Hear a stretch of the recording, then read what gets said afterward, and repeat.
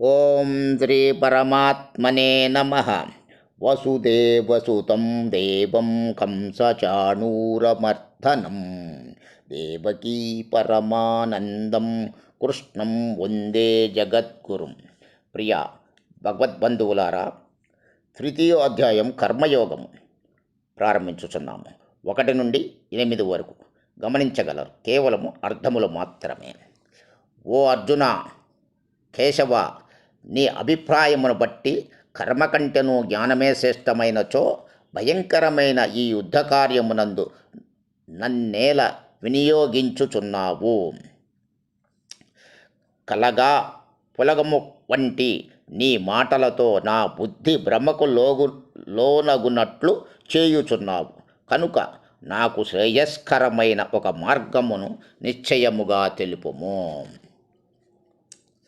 ఓ అనగా అర్జున, భగవానుడు పలుకుచుంటెను. ఓ అర్జున, భగవానుడు పలుకుచుంటెను. ఈ లోకమున 2 నిష్టలు గలవని ఇంతకు ముందే చెప్పియుంటిని. వానిలో సాంఖ్యయోగులకు జ్ఞానయోగము ద్వారా, యోగులకు కర్మయోగము ద్వారా నిష్ట కలుగును.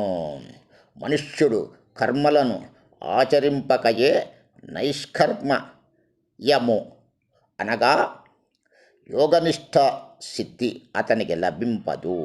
అట్లే కేవలము కర్మలను త్యజించినంత మాత్రమున సిద్ధిని అనగా సాంఖ్యనిష్టను అతడు పొందజాలడు.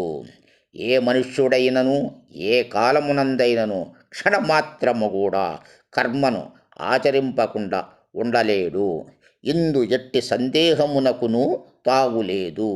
ఏమనగా మనుష్యులందరూ ప్రకృతి జనితములైన గుణములకు లోబడి కర్మలను చేయుటకు బాధ్యులగుదురు. ప్రతి వ్యక్తియు కర్మను ఆచరింపవలసియేయుండును.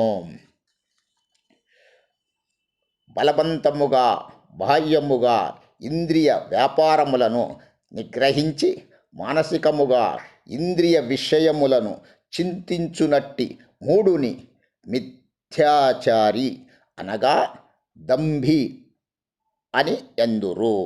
కానీ అర్జున, మనస్సుతో ఇంద్రియములను వశపరుచుకొని అనాసక్తుడై ఇంద్రియముల ద్వారా కర్మయోగాచరణమును కావించు పురుషుడు శ్రేష్ఠుడు.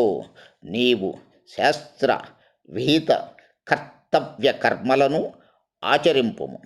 ఏమనగా కర్మలను చేయకుండుట కంటెను చేయుటయే ఉత్తమము. కర్మలను ఆచరింపనిచో నీ శరీరము నిర్వహణము కూడా సాధ్యము కాదు. ఓం శాంతి శాంతి శాంతి.